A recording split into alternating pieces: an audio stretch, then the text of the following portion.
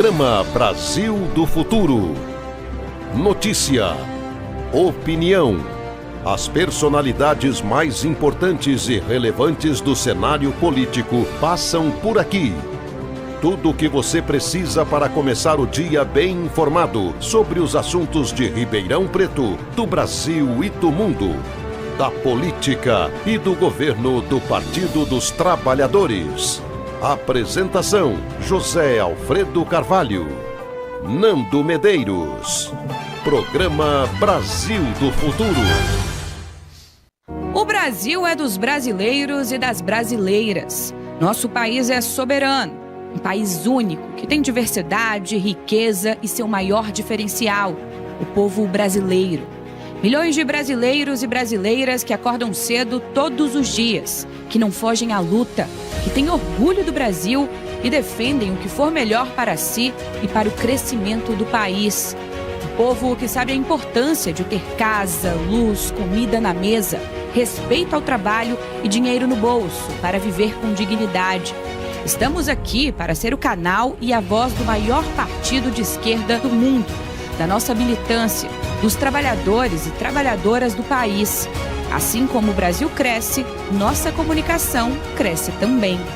Registramos os momentos históricos do país, priorizamos as principais coberturas, acompanhamos de perto o que muda de fato na vida do povo. A partir de hoje, o Brasil sai do mapa da fome. Aqui valorizamos o povo brasileiro, damos voz a quem ajuda o Brasil a crescer, a quem dá a cara para enfrentar injustiças sociais, lutar por justiça tributária e defender nossos diferenciais.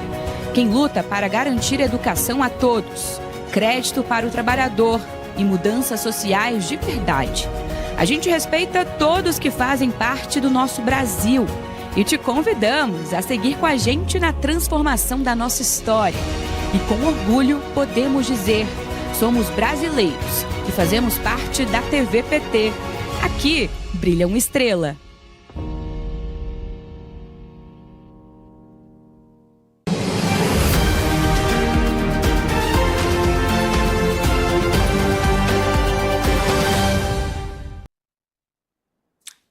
Boa tarde, esse é o Jornal PT Brasil e você vai ver nessa edição: PT condena ataque à soberania da Venezuela e sequestro do presidente Nicolás Maduro pelos Estados Unidos.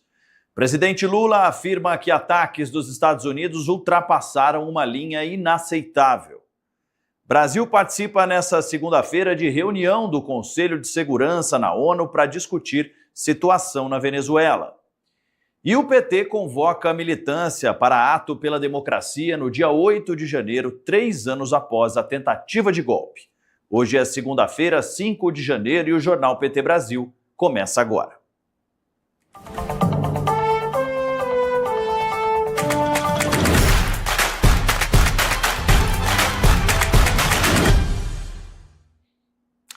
Estamos ao vivo via satélite pelo PTSat no canal 1313 e também pelo YouTube e a Rádio PT. Quem apresenta esse jornal com a gente em língua brasileira de sinais são Marcelo e Túlio. Aproveite e já deixe o seu comentário em nosso chat aqui no YouTube. E no último sábado, o governo dos Estados Unidos atacou a Venezuela. Pelo menos 7 explosões foram ouvidas em um intervalo de 30 minutos durante a madrugada e foram realizadas por helicópteros americanos. Segundo o governo da Venezuela, ataques atingiram Caracas e também os estados de Miranda, Aragua e La Guaira. O governo venezuelano declarou emergência e acusou os Estados Unidos de bombardearem alvos civis e militares. Os norte-americanos ainda capturaram o presidente Nicolás Maduro e sua esposa e levaram os dois aos Estados Unidos, onde devem passar por julgamento.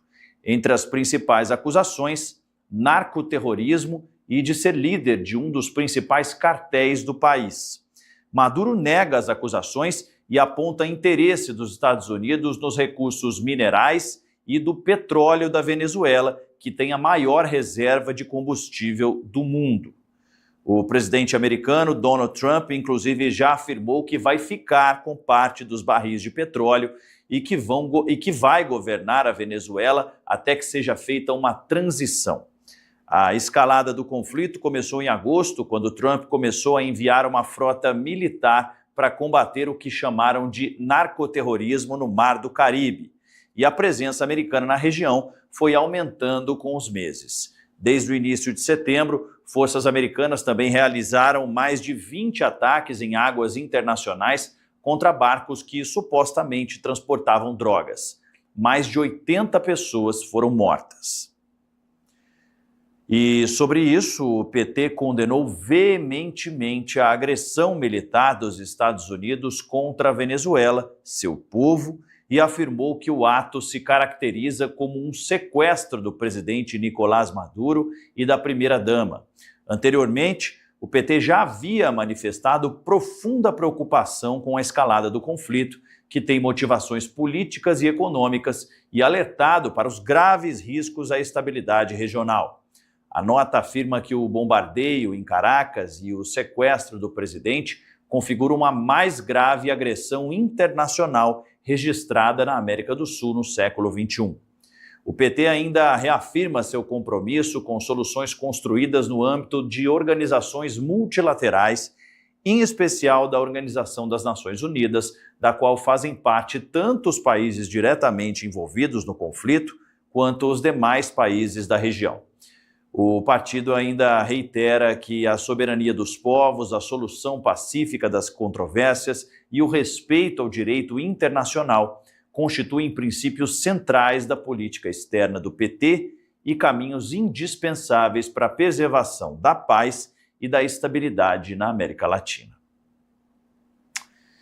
Em entrevista ao portal UOL, o presidente do PT, Edinho Silva, criticou a direita aplaudir as ações americanas na Venezuela. Abre aspas. É a destruição do conceito de soberania nacional. A direita brasileira bater palmas para isso revela mais uma vez seu espírito de submissão, de entreguismo.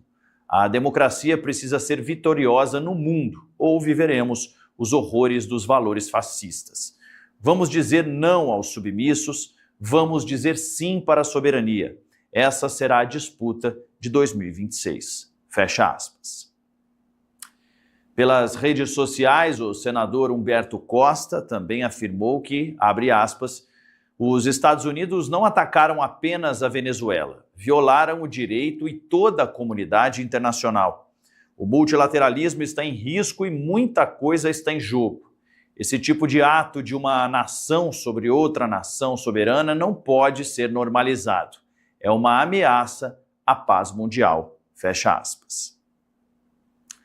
Ainda no sábado, durante coletiva de imprensa, após uma reunião do governo federal para avaliar os ataques dos Estados Unidos à Venezuela, a ministra interina das Relações Exteriores, Maria Laura da Rocha, afirmou que cerca de 100 brasileiros que estavam na Venezuela a turismo saíram do país com a ajuda da Embaixada do Brasil. O ministro da Defesa, José Múcio, também participou da coletiva. O ministro da Defesa reiterou que a movimentação na fronteira do Brasil com a Venezuela segue tranquila e sob monitoramento. E a nossa embaixada em Caracas segue acompanhando com atenção não apenas o desenrolar dos acontecimentos, mas também a situação da comunidade brasileira naquele país, não havendo qualquer relato de vítimas ou feridas na comunidade brasileira. Inclusive, temos a informação de que 100 brasileiros que estavam no turismo saíram tranquilamente com a atuação da nossa cônsul-geral da fronteira. Enfim, a situação está tranquila. A situação na fronteira nunca foi tão tranquila como está hoje. Movimento mínimo, é como se fosse um grande feriadão, até o movimento de automóvel é mínimo possível. De maneira que está tudo calmo, as fronteiras estão abertas, não há nenhuma restrição. O brasileiro que estiver lá pode vir, procurou ser embaixadora, a embaixadora ajudou, a vice-cônsul brasileira lá também tem ajudado bastante, de maneira que nós estamos só de plantão para ver se surgem novos acontecimentos. Só isso. Não. Não, a nossa posição é a posição do presidente, que foi divulgada hoje de manhã. O Brasil continua sendo a favor do direito internacional, que é a posição tradicional brasileira, contra qualquer tipo de invasão territorial, é pela soberania dos países. Então, o que está na declaração do presidente hoje de manhã continua sendo a posição do Brasil, que será também apresentada na reunião do Conselho de Segurança, que está convocado para segunda-feira, na parte da manhã, não sabemos, ainda não está confirmado, mas será aberto e o Brasil vai participar e repetirá tudo isso.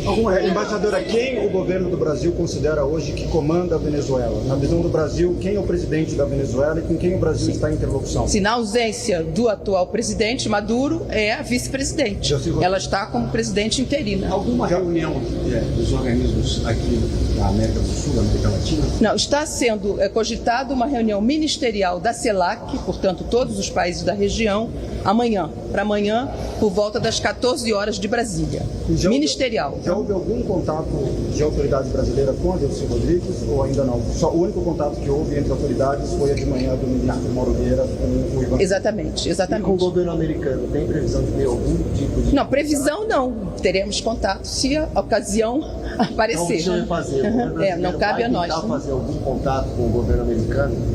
Não, faremos durante a reunião do Conselho de Segurança, não cabe a nós fazer nenhum tipo de contato, né? Mas vou fazer um comentário sobre a declaração do presidente Trump e essa ameaça de... É o mesmo comentário da nossa posição, da posição que ele divulgou na parte da manhã. Está muito clara. Existe preocupação a respeito dos Estados Unidos assumirem a administração da Venezuela, de um país vizinho, alguma preocupação sobre essa mudança de... Sim, temos que esperar e aguardar, ver como é que isso vai se desenrolar. Eu acho que a reunião no Conselho de Segurança, as reuniões que vão acontecer daqui para frente, poderão deixar mais claro todas essas... Tá bem? O presidente Lula, como foi mencionado, também reprovou as ações norte-americanas na Venezuela. Abre aspas. Esses atos representam uma afronta gravíssima à soberania da Venezuela e mais um precedente extremamente perigoso para toda a comunidade internacional. Atacar países em flagrante violação do direito internacional é o primeiro passo para um mundo de violência, caos e instabilidade, onde a lei do mais forte prevalece sobre o multilateralismo. Lula ainda disse que a ação lembra os piores momentos da interferência na política da América Latina e do Caribe e a ameaça à preservação da região como zona de paz, abre aspas. A comunidade internacional, por meio da Organização das Nações Unidas, precisa responder de forma vigorosa a esse episódio. O Brasil condena essas ações e segue à disposição para promover a via do diálogo e da cooperação. Fecha aspas. Nas redes sociais, parlamentares do PT repudiaram os ataques também à democracia e à soberania latino-americana realizados pelos Estados Unidos do presidente Donald Trump. Olha, eu tenho muito que falar sobre esse absurdo que aconteceu, esse ataque imperialista norte-americano, para roubar o petróleo, como confessou o Trump. Rasgaram o direito internacional, mas eu quero me concentrar hoje aqui na repercussão da Folha de São Paulo sobre o impacto na política nacional. Aí tem uma página 4 e a página 5 aqui, que são matérias desequilibradas. A ação de Trump acirra retórica eleitoral, com cautela de Lula e munição para bolsonarista. Aí bota a declaração de Flávio, Eduardo Bolsonaro, resgataram o Eduardo Bolsonaro, as Sóstenes, o Nicolas, e depois Tarcísio cita eleição no Brasil. Governadores de direita vibram pelos Estados Unidos. Gente, que leitura rasa. Para mim, essa turma vai cometer o mesmo erro que Eduardo Bolsonaro cometeu quando se abraçou com a bandeira norte-americana naquele episódio das tarifas, das sanções aos ministros, da lei Magnitsky. O presidente Lula defendeu a soberania. Nós colocamos eles no corner. Gente, não foi nenhum nem dois, foram vários bolsonaristas desses, dizendo o seguinte: aproveita, Trump, e invade o Brasil também. Eles vão fazer isso. Eu quero lembrar para vocês que o Flávio Bolsonaro, quando começou todo esse ataque, e o Trump começou a bombardear os barcos no mar do Caribe, Flávio Bolsonaro deu uma declaração expressa que deviam bombardear também barcos na Baía de Guanabara. Esse pessoal vai perder a mão, vão se agarrar com a bandeira norte-americana no momento que vai crescer o debate aqui na América do Sul sobre a nossa soberania, sobre a defesa do Brasil e da paz na América do Sul. Esse é um ponto muito importante, pessoal, que o presidente Lula está falando sempre, paz na América do Sul. Qual a mentira que o Trump vai contar para o mundo que justifique a invasão à Venezuela? O Bush mentiu dizendo que o Iraque tinha armas de destruição em massa para roubar a água, o ouro e o petróleo. Para roubar o petróleo da Venezuela. Qual a mentira que eles vão contar? Porque a Venezuela, vocês sabem, é o maior produtor mundial de petróleo. Pela autodeterminação dos povos, pela soberania nacional, pela soberania da América Latina, não a guerra. Tira as patas da Venezuela, Trump. É uma violência contra a Venezuela, contra o povo venezuelano, que tem o direito internacional de se auto-organizar, a liberdade plena. E ali o que a gente viu, por ordem do presidente dos Estados Unidos, Donald Trump, um ataque ao país e, ao mesmo tempo, o sequestro do seu presidente. Isso viola toda e qualquer norma do direito internacional. É um ataque à soberania dos povos. E nós não podemos concordar. Os países europeus, norte-americanos e todos os demais poderão dizer que a Rússia está certa em atacar a Ucrânia? É disso que nós estamos tratando. É de uma violência que não encontra amparo no direito. E aí, quando não é o direito que prevalece, a gente volta na época da selva, cada um por si. O ataque à Venezuela ameaça a América Latina, ameaça a América Central, ameaça o mundo. Pergunto, o que fará a ONU diante dessa situação? Ficará inerte? Vai condenar? Vai exigir a paz? Vai exigir a liberdade do presidente sequestrado? E para o Brasil também terá consequências, se ali o conflito aumentar. Nós somos vizinhos da Venezuela. O que vai acontecer na nossa fronteira? Nós também seremos ameaçados? O que o presidente dos Estados Unidos quer é a riqueza da Venezuela. É o país que detém a maior reserva de petróleo do mundo, 303 bilhões de barris. É isso que ele está de olho. Essa ameaça que ele faz à Venezuela é uma ameaça à América Latina. Afinal de contas, também nós temos reservas de petróleo. O Brasil, países vizinhos e também nós temos reservas de minerais raros, críticos, essenciais ao mundo moderno. Os Estados Unidos, diante do seu declínio, ele está ameaçando um mundo, querendo acumular mais força, usando-se da violência. Nós temos que condenar, esperamos que a ONU, que todos os demais países dos diferentes continentes, que a Europa. Como é que a Europa vai ficar na situação? Calada? Não, precisamos condenar tal ataque, tal atitude violenta, autoritária e que é uma ameaça à paz a todo mundo. É muito sério a atitude que o governo Donald Trump dos Estados Unidos fez em relação à Venezuela. Não é um fato qualquer, não se pode passar pano. Eu espero que a solidariedade mundial, e ela começou, seja intensa. Porque não é a solidariedade ao governo Maduro, é a solidariedade à soberania de um país. Donald Trump já havia ameaçado anexar a Groenlândia, anexar o Canadá, o Canal do Panamá, já ameaçou Cuba, já fez intervenção em Gaza e agora fala em fazer intervenção também no Irã, política e até do ponto de vista de armamento. Portanto, ele não está para brincadeira. O conceito de imperialismo e o conceito nazi-fascista está presente neste tipo de governo.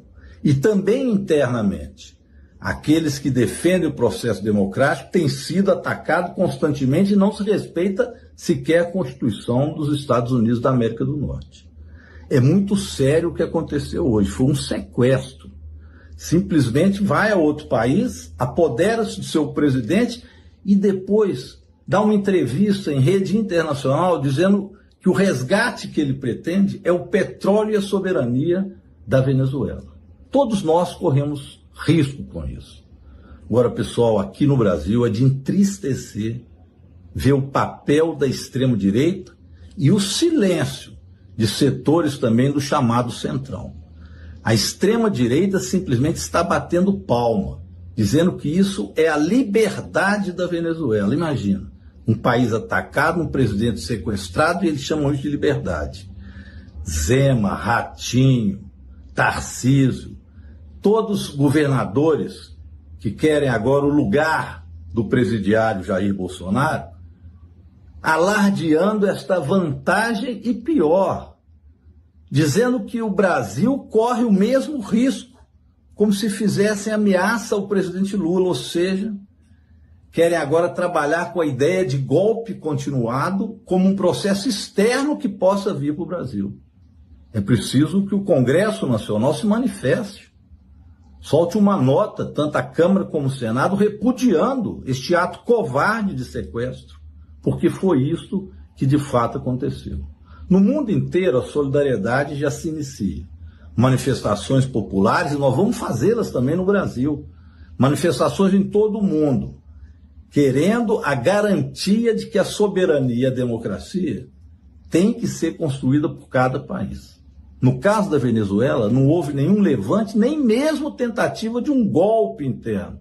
O que houve foi um sequestro de um país como os Estados Unidos em relação a um presidente, que eles podem concordar ou não, mas é este que está lá. E não pode esse país ser invadido e feito sequestro daquele que coordena a Venezuela. O Conselho de Segurança da Organização das Nações Unidas, a ONU, se reúne nesta segunda-feira em uma sessão extraordinária para discutir o ataque dos Estados Unidos à Venezuela.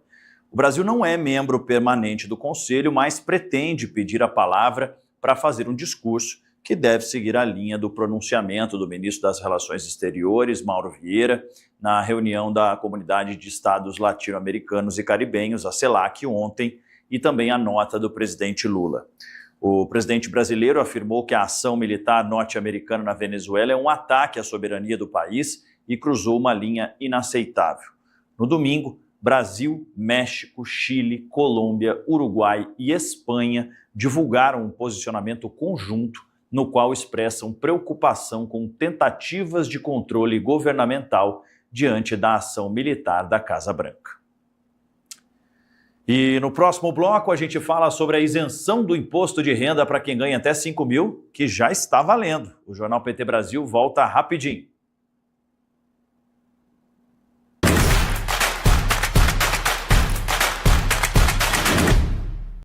Quer ver mais mulheres ocupando espaços de poder? Então se liga no Elas por Elas. O programa que encara os desafios das mulheres brasileiras, a misoginia, discriminação, a violência política de gênero, muita perda de direitos. O LIC 180 tem papel importante e também vai estabelecer um diálogo. A importância da rotatividade. Que eu senti na pele. Mas, seguindo o debate, incentiva e prepara você, mulher, para a disputa política. De segunda a sexta, às 4 horas da tarde, na TV PT. O canal do partido que mais elege mulheres no Brasil. Eu sou uma delas, são elas por elas, ocupando os espaços de poder.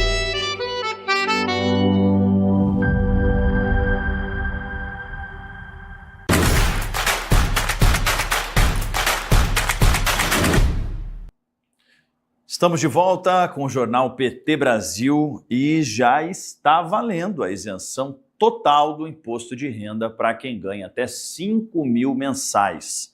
A medida corrige uma distorção de anos na tabela tributária e devolve poder de compra a milhões de famílias brasileiras. A nova regra não beneficia apenas quem está na faixa de isenção. O governo Lula implementou também uma dedução simplificada que garante descontos progressivos para quem recebe até R$ 7.350 por mês. Segundo dados do governo federal, cerca de 10 milhões de brasileiros deixarão de pagar o imposto com a nova faixa de isenção. Um estudo do IPEA mostrou que, com a isenção do imposto de renda para quem ganha até R$ 5 mil, mais da metade dos professores da educação básica vão deixar de pagar o tributo nesse ano de 2026. Vamos ver. Com a isenção do imposto de renda para quem ganha até R$ 5 mil, mais de 600 mil professores da educação básica vão ser contemplados com a isenção do imposto de renda. Isso representa mais da metade de todos os profissionais da categoria. Os números estão em uma nota técnica publicada pelo Instituto de Pesquisa Econômica Aplicada, o IPEA, que avalia o quanto a nova lei impacta na vida dos professores brasileiros. Acredito que para o futuro é uma situação que vai estar trabalhando para melhorar a nossa desigualdade social. Para quem recebe um pouco menos, está pagando um pouco menos de imposto, né? E quem está recebendo tem uma condição financeira melhor, está equilibrando essa situação da desigualdade. Acredito que mesmo o valor não sendo aquele valor absurdo, referente de dinheiro que o trabalhador ele vai ter, vai ser uma situação que vai trazer algumas possibilidades. Por exemplo, às vezes eu como pai quero colocar o filho num curso, numa natação, no inglês, esse pouco dinheiro, que às vezes vai ser muito valioso, eu estar ali economizando 100, 200, 300, 400 reais, dependendo da renda, para estar pagando o imposto de renda, vou ter esse recurso a mais, né, para conseguir, às vezes até injetar na economia e adquirir alguma coisa para o meu conforto, às vezes melhorar na despensa de casa. No total, mais de 1,5 milhão de professores da educação básica serão beneficiados com a isenção ou a redução do tributo. Ou seja, 73,5% dos professores desta categoria terão, ao final do ano, o valor correspondente a quase um 14º salário na sua conta. O ganho é particularmente relevante para docentes com salários próximos ao piso nacional do magistério, de R$ 4.867,77 em 2025. Que vitória para a educação brasileira, que vitória para os nossos profissionais da educação. E mais um dado: como o salário da área pública, em média, é superior à área privada, os professores que atuam nas escolas particulares, nas escolas privadas, terão um impacto ainda maior proporcionalmente, porque são aqueles professores que recebem menos salário, que estão dentro desse universo de até R$ 5.000, que vão ter isenção total. Assim, nós vamos colocando a educação como prioridade no nosso governo federal e valorizando os nossos educadores. Isenção do imposto de renda, que vai movimentar a economia, que vai significar, na prática, um 14º salário para quem ganha em torno de R$ 5.000 por mês. Com o novo Plano Nacional de Educação, com o Sistema Nacional de Educação aprovados este ano, e mais a lei do imposto de renda, vamos valorizar os nossos profissionais da educação, meus colegas de profissão. Outros 21,9% passam a integrar a faixa de redução do tributo. Com a isenção... E no dia 8 de janeiro, a população brasileira volta a ocupar as ruas e na luta pela democracia. O ato relembra os ataques à soberania nacional sofridos no dia 8 de janeiro de 2023 e a tentativa de golpe de Estado. O ato em Brasília acontece em frente ao Palácio do Planalto, às 10h30, é quinta-feira, 8 de janeiro, em todo o país. E no Café PT dessa segunda-feira, recebemos o deputado federal Gilmar Tato para discutir os desdobramentos concretos da tarifa zero no transporte público. O tema ganhou novo fôlego após o apoio do presidente Lula e o início dos estudos pelo Ministério da Fazenda, abrindo uma expectativa real de implementação no país. Na conversa, Tato comentou sobre a mudança de cenário político, relatou a conversa decisiva com o presidente Lula e analisou os impactos sociais, econômicos e urbanos da tarifa zero. O transportes, o direito de vir, é um serviço essencial. Isso está cravado na Constituição. E é o único serviço que é cravado na Constituição, essencial, que nós pagamos para usar. E ele dá acesso a outros serviços. Dá acesso à educação, à saúde, a passear, a você curtir a cidade, a você ir numa consulta médica, a procurar emprego. entendeu? Então, há uma injustiça muito grande de pagar para o uso do transportes. Então, o que nós precisamos criar no Brasil? Um sistema único de mobilidade, nos mesmos moldes do Sistema Único de Saúde, onde tem responsabilidades do governo federal, da União, dos governos estaduais e dos municípios. O que não pode é o usuário pagar. Se nós mudarmos a sistemática do Vale Transportes, ao invés do empregador dar o Vale Transporte para o empregado, se ele depositar no fundo e se ele depositar para todos os empregados, todos, R$200 por mês, R$200 mais por mês. Vamos lembrar que aqui a passagem era de R$5,50, é R$11 por dia, vezes 22 dias úteis dá mais de R$250. Eu estou falando R$200 por mês. Só este dinheiro ele banca todo o sistema de transportes. Eu acho que a grande revolução das cidades é a tarifa zero. Lembrando, o Café PT tem edições inéditas toda segunda, quarta e sexta às 9 da manhã na TV PT e na Rádio PT, com reapresentações às terças e quintas no mesmo horário. O Jornal PT Brasil de hoje termina agora. Muito obrigado pela sua companhia. Eu te espero amanhã no mesmo horário. Tchau!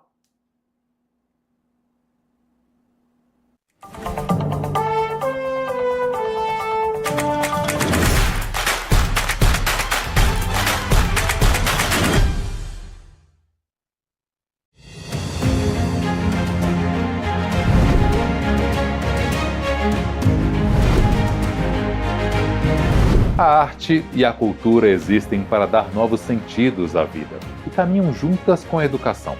Hoje vamos fazer uma retrospectiva cultural do nosso programa em 2025. E quem vai nos guiar nesse passeio é a repórter Eugênia Santana. Em 2025, nós visitamos museus, teatros e centros culturais. Conversamos com gente que produz arte e cultura, erudita e popular. Isso para nós também é educação. O cinema brasileiro, num ano muito premiado internacionalmente, esteve presente em nosso programa através de filmes como Ainda Estou Aqui. Não precisa sorrir. Por que não? O editor pediu. Pediu o quê? Uma foto menos feliz. Nós vamos sorrir. Sorriam.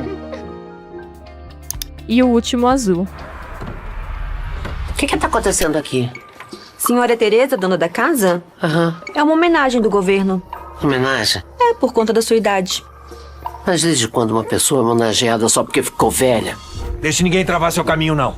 E o aplaudido documentário sobre a vida do educador Paulo Freire não poderia faltar em nossa programação. A educadora precisa estar muito clara do ponto de vista político de qual é a sua vocação. Qual é o seu sonho? Qual é o tipo de sociedade que um de nós, como professor, pensa? O teatro também marcou presença, seja com peças sobre o ambiente escolar, como Belmira. Meu primeiro dia de aula aqui nessa escola, eu lembro como se fosse hoje. Ela estava sentada na sala dos professores, sozinha. Aí ela me olhou, sorriu e falou assim: "Bem-vinda, eu sou a Belmira." Seja com a adaptação de sucessos literários como Torto Arado. Água negra, gira imensa, tô aqui pra lhe girar. Ou o clássico Dom Casmurro, de Machado de Assis, que virou um musical. É assim que me chamam, Casmurro. É isso que eu sou, Casmurro. Saudoso e vazio, Casmurro. Foi isso que a história deixou, foi ela quem fez eu ser desse jeito. Foi ela quem me fez feliz, alagou-me no fundo do peito.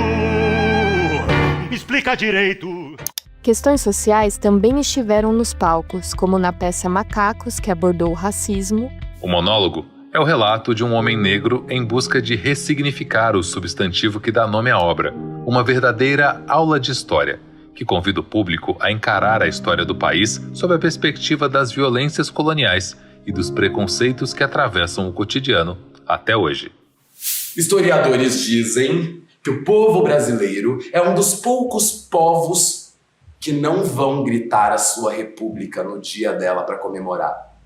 O Sonho Americano, sobre a ditadura militar. A Beatriz, que é a personagem que eu interpreto, ela é uma jovem de classe média baixa e ela tem um sonho de ir para os Estados Unidos. Esse é o grande sonho da vida dela. E em algum momento, ela que mora com a mãe recebe uma visita do primo. E o primo tá acabando de sair de uma ação guerrilheira que não deu certo. Ou Pirajussara, Vozes da Margem, que enfocou a vida na periferia. A montagem é do coletivo teatral Bando Trapos e nasceu a partir de histórias de moradores das regiões do Campo Limpo e Taboão da Serra. No palco, vozes reais ganham corpo e poesia, conduzidas pela personagem Pirajussara, uma espécie de mulher-rio que personifica a força e o ponto de vista da natureza, lançando a pergunta central da peça: e se os rios urbanos pudessem falar? Sou a mulher que pariu o mundo. Eu sou água que molha a sua terra. Estes temas, tão presentes no cotidiano da nossa escola pública, também tiveram destaques em exposições, performances e intervenções culturais. Mais do que uma apresentação cultural, o projeto mostrou como a arte pode dialogar com a escola e inspirar novas formas de ensinar e aprender. Visitamos a exposição Favela é Giro, no Museu das Favelas. Essa exposição ela nasce do compromisso que o Museu das Favelas tem em democratizar o acesso à arte. Então, a gente pensou numa itinerância para que a arte pudesse alcançar outros lugares. E não só, quando a gente fala de favelas, a gente não fala somente das favelas de São Paulo. É um Museu das Favelas do Brasil. E aí, quando a gente fala de favelas, a gente fala de quilombo, de aldeia, de palafita, enfim, territórios indígenas, periferias urbanas ou não. A ocupação Ailton Krenak, no Itaú Cultural. É uma pessoa muito importante para o movimento indígena e chamou muita atenção uma produção que provavelmente é muito pouco conhecida, que é a produção de artes visuais dele. Então a gente vai ter aqui no espaço diversos quadros que ele pintou, muitas obras dele. O mergulho na pesquisa possibilitou isso, né? Da gente trazer cadernos dele de anotação, entender como que é essa produção de escrita dele.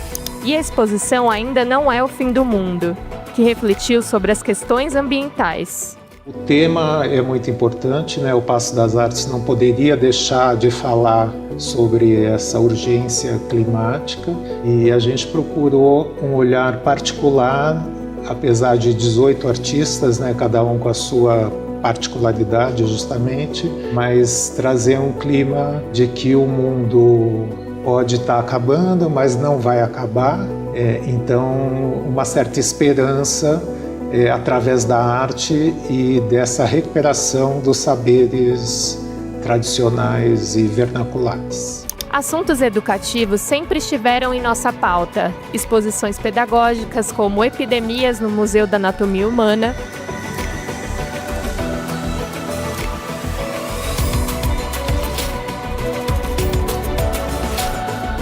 a exposição Nosso Corpo, Nosso Mundo, no Museu Catavento.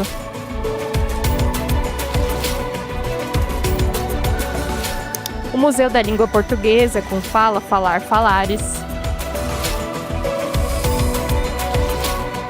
E a ocupação Ana May Barbosa, sobre arte e educação.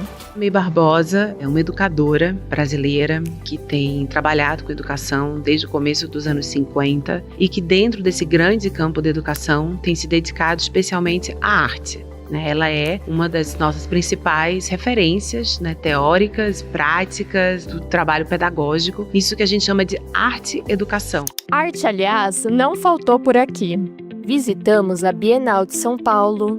O tema deste ano é Nem Todo Viandante Anda Estradas, da humanidade como prática, um verso da escritora brasileira Conceição Evaristo. Os curadores compararam a Bienal a um estuário, um ponto de encontro de várias realidades. O estuário é uma metáfora que a gente pegou, se apropriou para pensar o que a gente queria que essa exposição fosse, o que a gente queria como essa exposição se parecesse. Conhecemos a arte pop brasileira dos anos 60 e 70 na Pinacoteca. E essas visitas aqui a essa exposição em particular, elas são combinadas com uma prática de ateliê depois da visita. Então, depois que o grupo de estudantes visita a exposição, a gente vai até o ateliê e faz alguma oficina de experimentação plástica que se relaciona com essa mostra. E a poderosa arte afro-brasileira na instalação Onairim, Caminho de Ferro, no Sesc Belenzinho. Onairim quer dizer estritamente Caminho de Ferro em Iorubá. Então, por isso que esse é o título da exposição. Essa exposição ela é toda permeada por caminhos de ferro, uma grande homenagem a Ogum, a essa divindade dos ferros, dos caminhos, das tecnologias. A exposição está permeada por mulheres, né, por divindades femininas, por figuras femininas ancestrais, africanas e de muita força. E a cultura popular paulista de raiz teve o merecido destaque na entrega do prêmio Inesita Barroso na Assembleia Legislativa. Eu sempre fui o defensor dessa música caipira raiz, assim. Acho muito importante que tenha esse prêmio, que a Inesita foi uma das maiores divulgadoras da música caipira, da cultura caipira. Foram 19 premiados de todas as regiões do estado. Orquestras caipiras, grupos de dança, violeiros e cantores de várias gerações, como o veterano Milionário, da dupla Milionário e José Rico. Queria agradecer, acolher cada um e cada uma de vocês que produzem música popular, raiz, aqui no estado de São Paulo e, por que não dizer, para todo o Brasil. Foi um ano movimentado e cheio de boas opções de cultura, arte e lazer. Todas essas reportagens podem ser vistas na íntegra, na seção de vídeos do portal da APOESP. Boas festas e muita paz nesse fim de ano.